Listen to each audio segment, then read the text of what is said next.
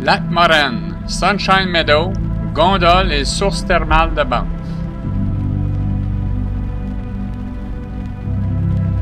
Voici une carte satellite de la région que vous verrez dans cette vidéo.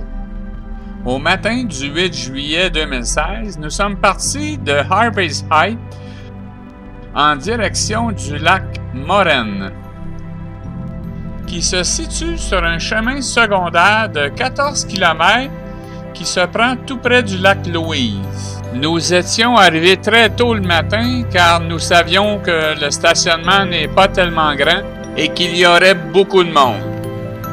Puis nous sommes revenus sur nos pas sur la Transcanadienne 1 pour aller visiter Sunshine Village, d'où l'on peut voir Sunshine Meadow. Puis, en milieu d'après-midi, nous nous sommes dirigés à Banff pour monter en gondole au sommet du mont Sulphur. Puis, nous nous sommes baignés dans les sources thermales de Banff avant d'aller prendre un bon souper au Old Spaghetti Factory. Puis, finir la soirée à Canmore, près d'un feu de camp chez des amis de ma fille. Alors, bon visionnement et bon voyage! Droit devant, Cascade Mountain, avec 2998 mètres, soit 9835 pieds. On retrouve de magnifiques images de la faune du parc de Banff sur les autobus du transport en commun entre Canmore et Banff. Encore sur notre droite, le mont Cascade.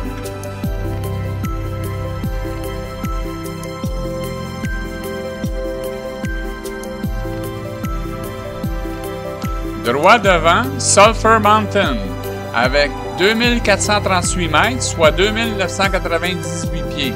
C'est d'ailleurs sur cette montagne que l'on retrouve la gondole de Banff. Droit devant, dans les nuages, le mont Bourgault, avec 2931 mètres, soit 9616 pieds. Droit devant, Massive Mountain, avec 2435 mètres, soit 7988 pieds. Et Pilot Mountain, à droite, avec 2954 mètres, soit 9691 pieds. Droit devant, à gauche, Castle Mountain, avec 2850 mètres, soit 9350 pieds. Puis à droite, Helena Peak, avec 2862 mètres, soit 9389 pieds. Sur la droite, au loin, le mont Ishbel, avec 2908 mètres, soit 9540 pieds. Au centre, The Finger, avec 2545 mètres, soit 8349 pieds. Et complètement à droite, le mont Corey, avec 2802 mètres, soit 9192 pieds. Donc, de plus près, le mont Castle, ainsi que le Helena Peak, à droite. Son nom, Castle Mountain, fut nommé en 1858 par James Hector pour son apparence de château. Puis, de 1946 à 1979, il fut nommé le mont Eisenhower, en l'honneur du général de la Deuxième Guerre mondiale. Mais après des pressions publiques, il fut renommé Castle Mountain. Mais un pinacle, à droite, sur le côté sud-est, fut nommé en l'honneur du général Eisenhower. Nous arrivons au lac Louise et les montagnes que vous voyez devant vous sont les montagnes entourant le lac. 14 km nous séparent du lac Louise au lac Moraine.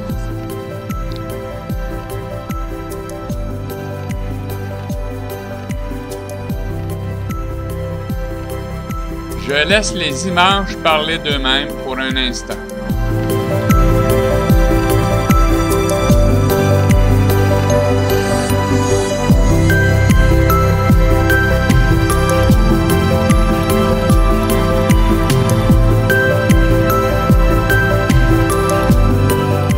L'endroit où se situe le lac Moraine est aussi appelé Valley of the Ten Peaks, la vallée des 10 pics. La hauteur de ces montagnes varie entre 10 000 pieds et 11 240 pieds, dont voici les noms de gauche à droite. Le mont Babel, le mont Fay, le mont Little, le mont Bolin, le mont Tonsa, le mont Perrin, le mont Allen, le mont Tuzo, le mont Deltaform et le mont Neptuac.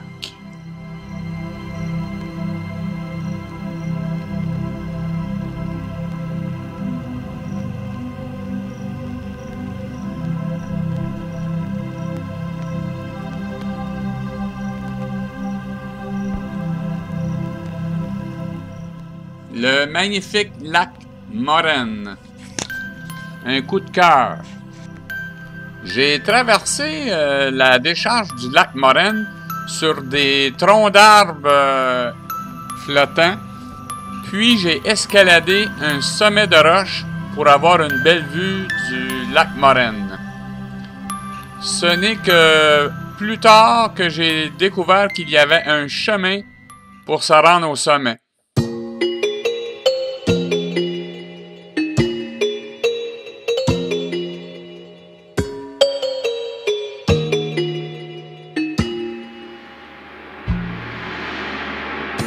Le lac Moraine est un lac glaciaire, situé dans le parc national de Banff. Comme je disais tantôt, à 14 km du village du lac Louise, il est situé dans la Ten Peak Valley, à une altitude d'à peu près de 1885 mètres, pour une superficie de 0,5 km². Le lac Moraine est nommé d'après les moraines déposées par le glacier Wayne Chemna. Les moraines sont des débris de roches et de cailloux, galets et sable déposés au cours de la fonte des glaciers.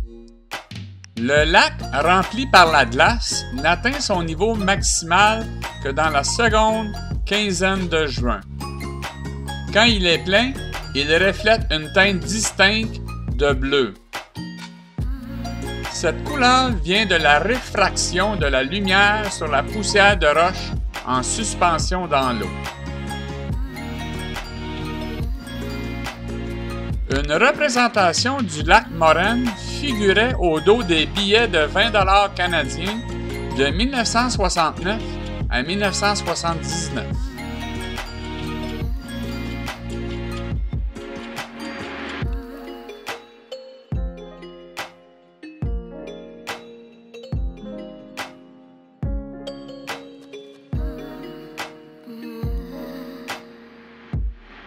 On peut y faire la location de canots.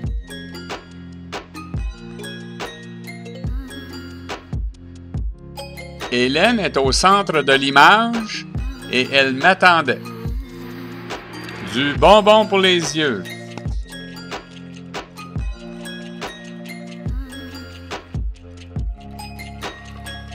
Vue derrière nous, au loin, l'Ipalian Mountain.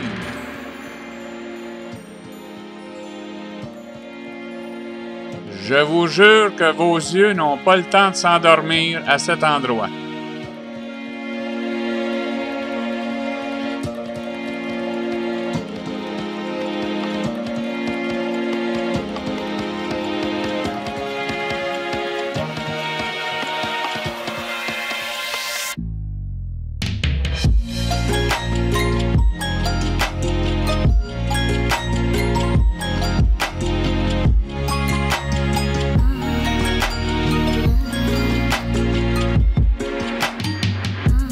J'ai eu le plaisir d'échanger avec un photographe habitué de la place.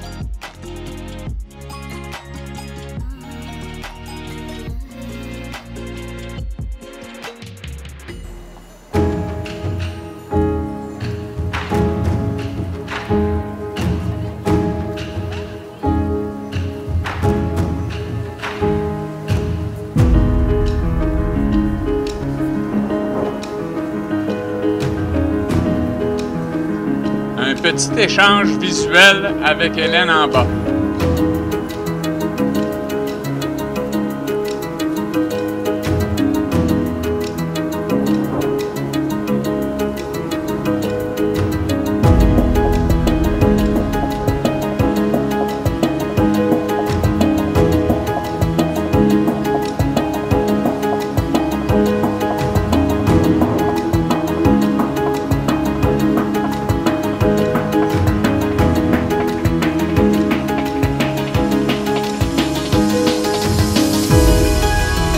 Un petit Suisse.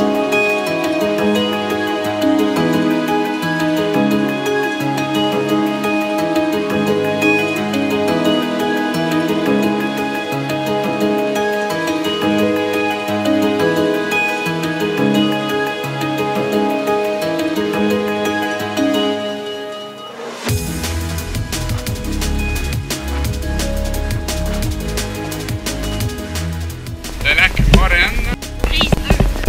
Prise 2. 22,5. Des bisous.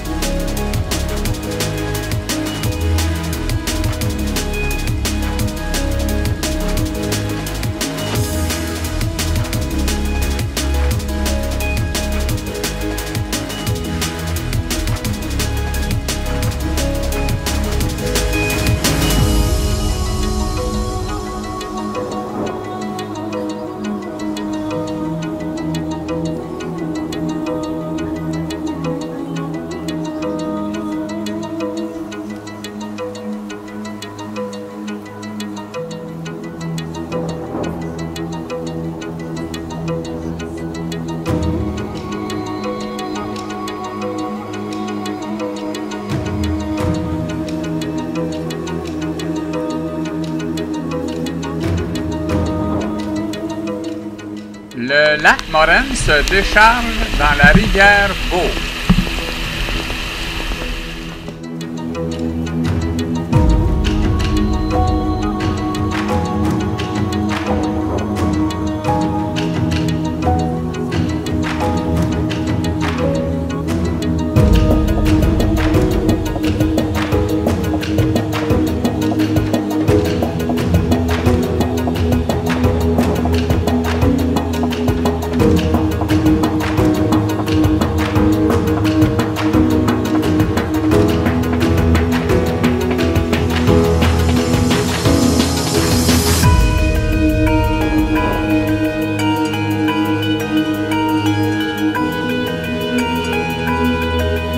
Cette photo fut prise par le photographe que j'avais rencontré au haut de la montagne rocheuse. Nous venons tout juste de quitter le stationnement principal et comme vous pouvez voir le long de la route, il y a plein d'autos de stationner car le stationnement déborde. Alors nous sommes en route pour aller visiter Sunshine Village avec son Sunshine Meadow. Des fleurs cueillies à un seul endroit sur le bord de la route. Droit devant, le centre de ski du lac Louise.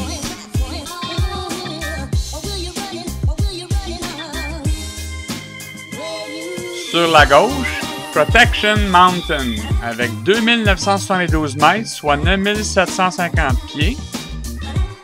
Castle Mountain, encore, avec 2850 mètres, soit 9350 pieds. Les tunnels pour les passes migratoires.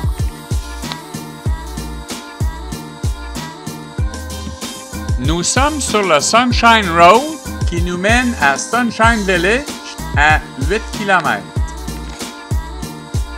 Nous voici arrivés. Les gentilles demoiselles qui nous ont vendu nos billets à la billetterie.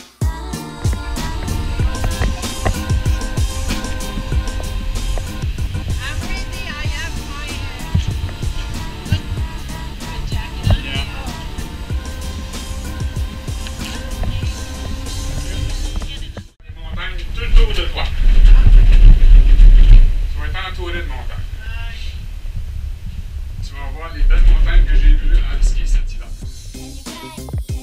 Le téléphérique nous amène du stationnement à la base de ski de Sunshine Village. Durant le trajet, à mi-chemin, il bifurque à 90 degrés. En arrière-plan, le mont Burgo, avec 2931 mètres, soit 9616 pieds. Plus on monte, les montagnes se multiplient.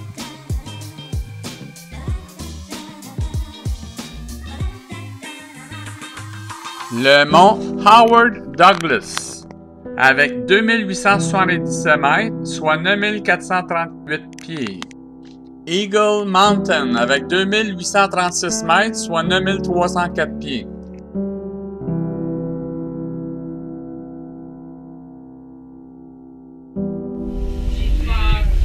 J'ai peur. On a encore peur. Inspecte.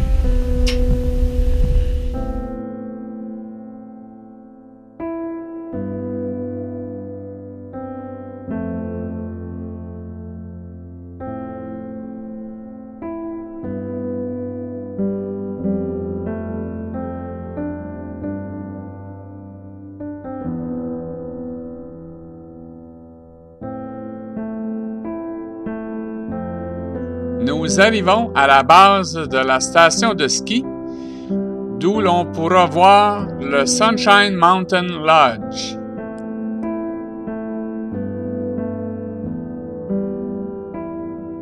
Droit devant, le Old Sunshine Lodge, et derrière, le Sunshine Mountain Lodge. Puis le Lookout Lodge, où est la cafétéria.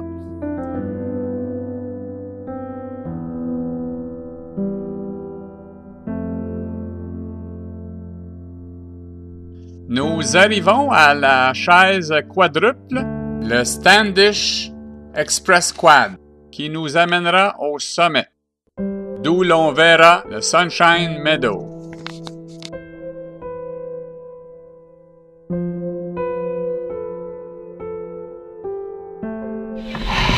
Ils l'ont chauffé, c'est le soleil seulement. Mais on n'a pas Non, c'est pas dans le vide. Faut-tu la tenir? Ou elle peut se lever? Elle se lèvera pas. Non? Mais je la tiens. Je te protège! Je te protège!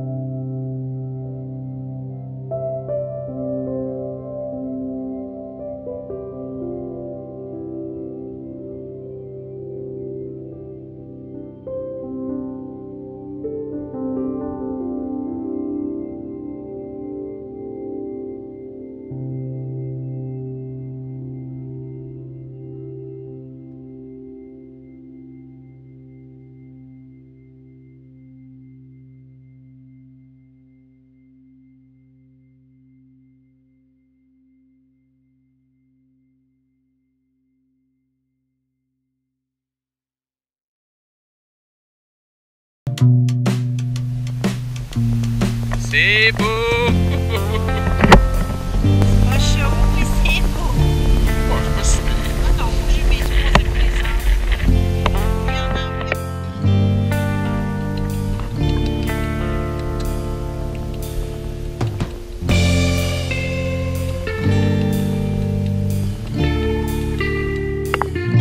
Un panorama 360 degrés.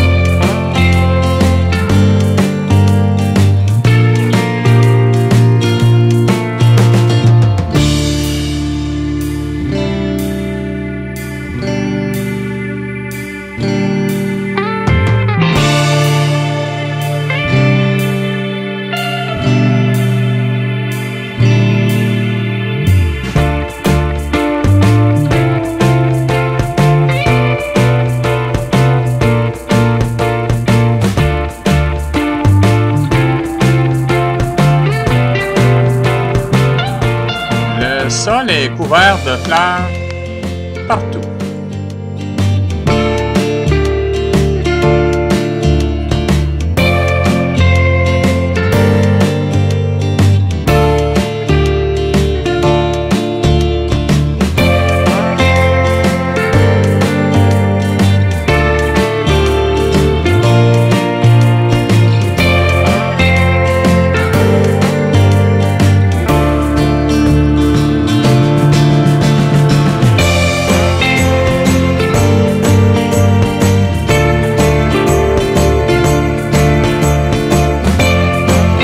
Eagle Mountain avec 2836 mètres, soit 9304 pieds.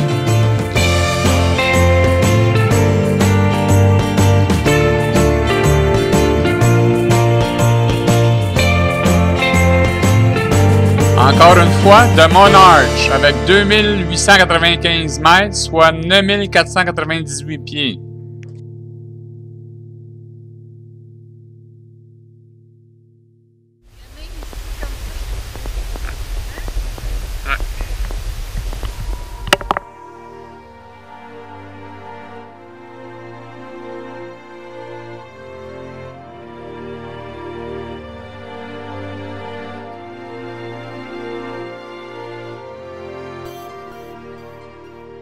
Deux des nombreux télésièges dont j'ai pris l'hiver passé.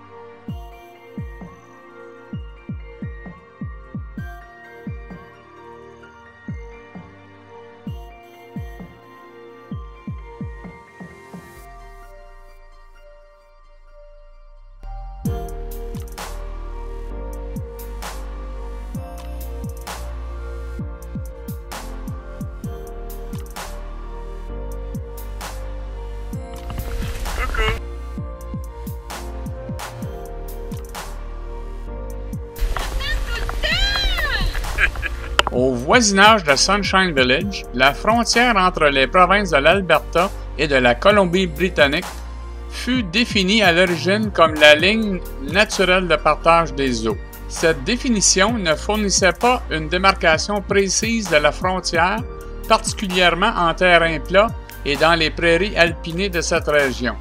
Ma femme est en Alberta, puis moi, je suis en Colombie-Britannique. C'est la première fois du voyage qu'on se sépare. Puis on peut s'embrasser. Mais oui, on peut s'embrasser d'une province à l'autre. J'espère que t'as plaisir cette bidon. Par la suite, en 1979, la frontière fut réarpentée est démarquée sur le terrain par des repères d'arpentage reliés par des lignes droites. Ce cairn est aussi sur la limite entre le parc de Banff, en Alberta, et le parc provincial du mont Assiniboine de la Colombie-Britannique.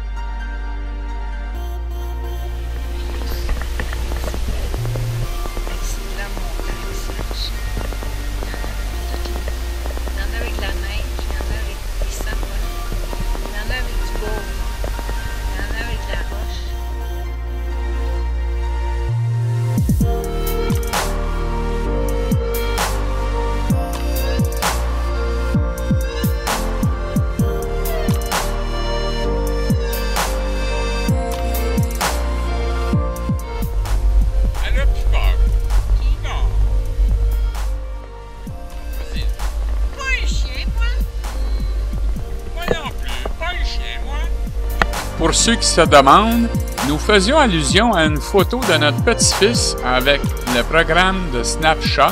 Il avait des oreilles et un nez et une langue de chien. Et il disait « Pas un chien, moi, pas un chien ». Encore une fois, le célèbre Sunshine Mountain Lodge, le Sunshine Village.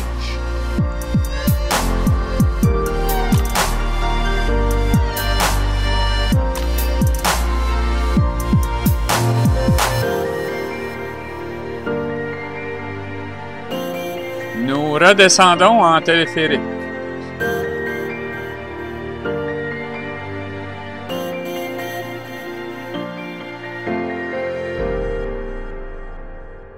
C'est ici que le téléphérique tourne à 90 degrés pour redescendre dans une autre direction.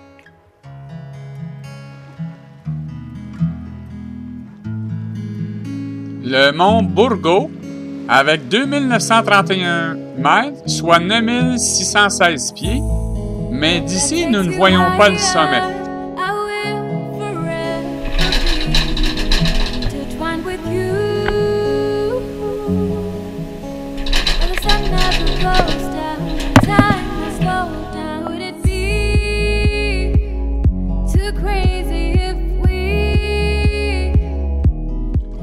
L'autre versant de Eagle Mountain. Sunshine Village, au revoir!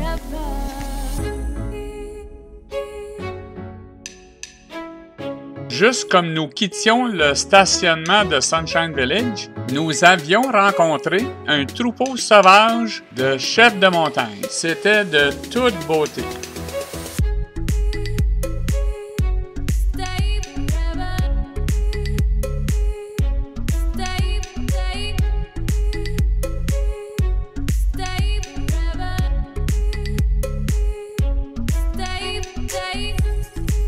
Les chèvres sont en quête de roches salées, je crois. Malgré du fait qu'aucun sel n'est mis sur les routes et stationnements.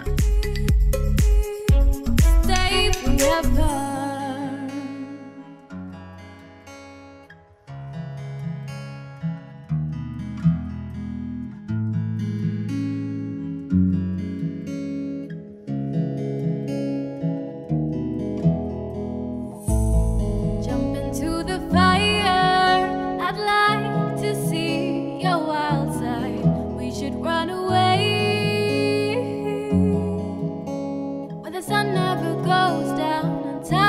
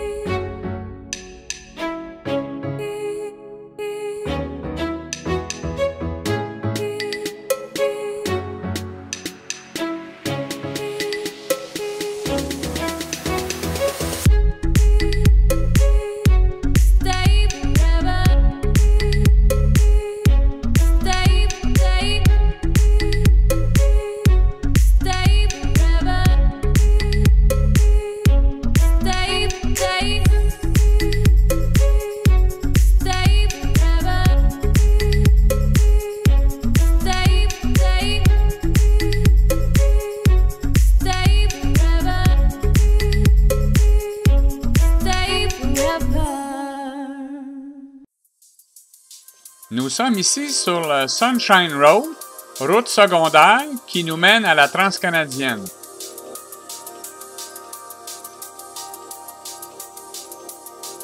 Au centre, Rundle Mountain avec 9776 pieds, soit 2980 mètres. À droite, Sulphur Mountain avec 7998 pieds, soit 2438 mètres. Rundle Mountain possède 8 sommets.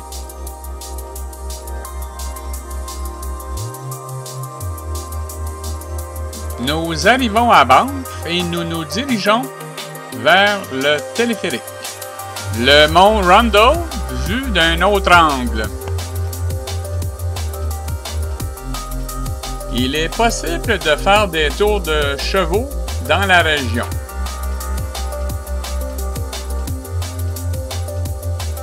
Nous arrivons à la gondole de Banff.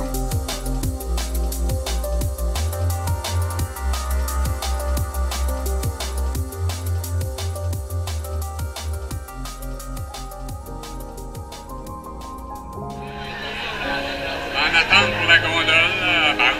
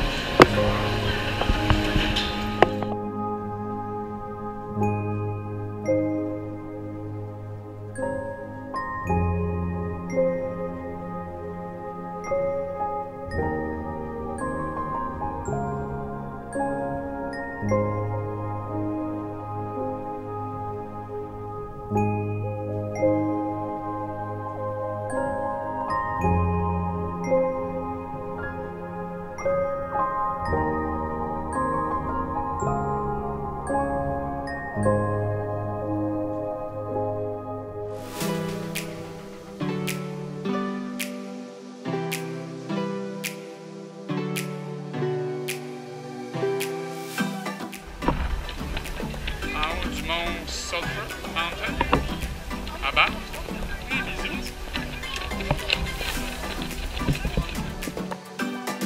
La ville de Banff, lieu historique national de la station d'étude des rayons cosmiques du mont Sulphur. Au moment où j'ai tourné ces images, ils étaient en rénovation. L'ouverture était prévue pour l'été 2017. La file d'attente est pour prendre le téléphérique pour redescendre.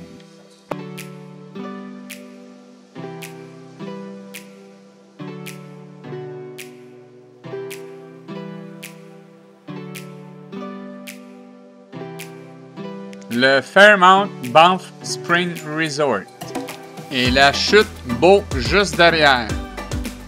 Le mont Cascade. On peut voir la rue principale, Banff Avenue.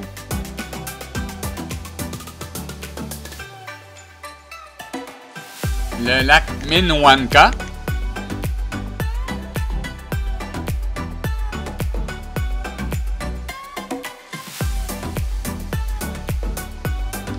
Le sommet de Sulphur Mountain. Voici un panorama de 360 degrés effectué avec plusieurs photos.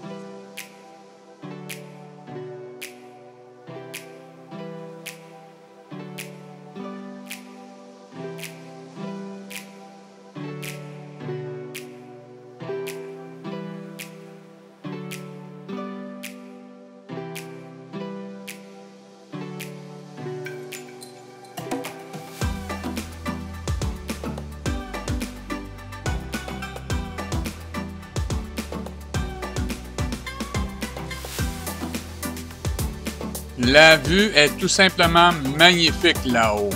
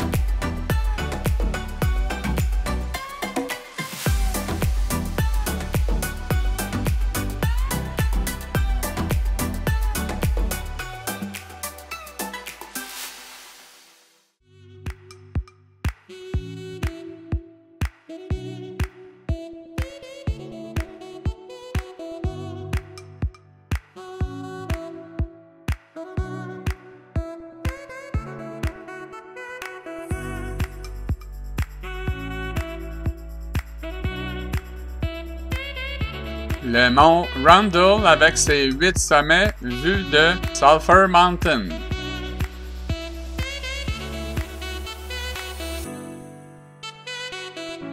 Située au sommet du mont Sulphur, cette station fut construite par le Conseil national de recherche en 1956 en vue de l'année géophysique internationale 1957-1958 à laquelle participèrent 66 pays et des experts d'une douzaine de spécialités scientifiques. L'étude des rayons cosmiques fut alors très intense à l'échelle internationale. 99 stations s'y livrèrent, dont 9 au Canada. En raison de sa très haute altitude, la station du mont Sulphur était la plus importante du Canada. En 1960, elle fut confiée à l'Université de l'Alberta à Calgary. Celle-ci la ferma en 1978 et le bâtiment fut démoli en 1981.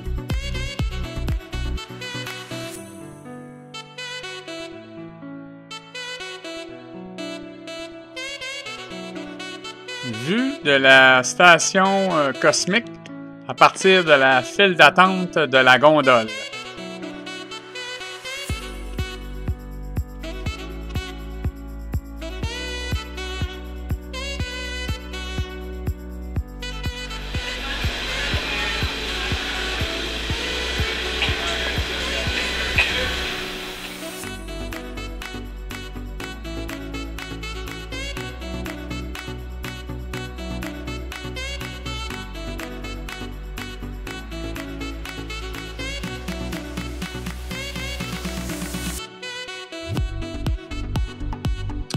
Les sources thermales Upper Hot Spring de Banff. Avant les années 1880, les peuples autochtones fréquentent les sources thermales, qui revêtent un caractère sacré à leurs yeux. Puis, en 1883, des travailleurs du Canadien Pacifique découvrent les sources thermales Cave and Basin, au pied du mont Sulphur. La découverte attire l'attention du pays entier et mène à la création du Parc national de Banff. Pour plus de renseignements sur l'histoire des sources thermales de Upper Hot Spring de Banff, vous pouvez aller visiter sourcethermale.ca.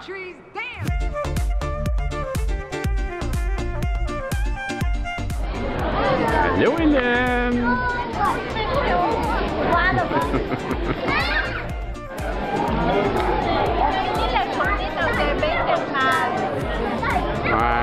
Avec tout le monde. Ouais. La même eau, hein. C'est chaud.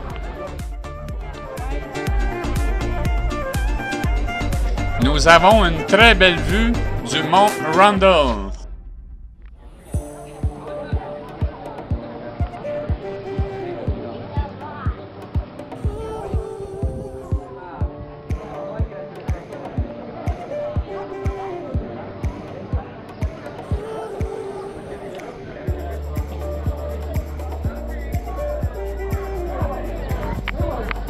Coucou!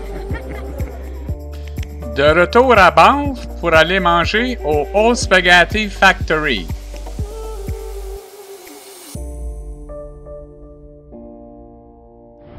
Bon ben salut Fred, c'est juste à montrer les sortes de bières qu'il y a ici. Check bien ça là.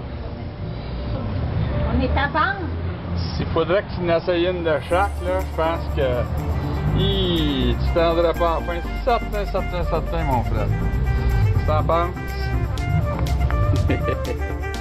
Puis nous avons fini cette belle journée à Canmore chez Julie Hamel, une amie de ma fille, ainsi que son amoureux Newton et ses enfants Emmerich et Lily, avec un beau petit feu.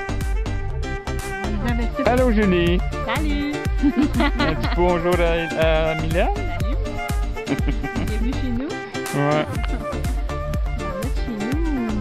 Fait que c'est ça, c'est cool ça. On est au feu à soir. Il fait longtemps qu'on n'a pas vécu ça, nous autres. Ouais. On est à Canmore. Lily a pas fait de Elle aime ça. Bye! Bye bye!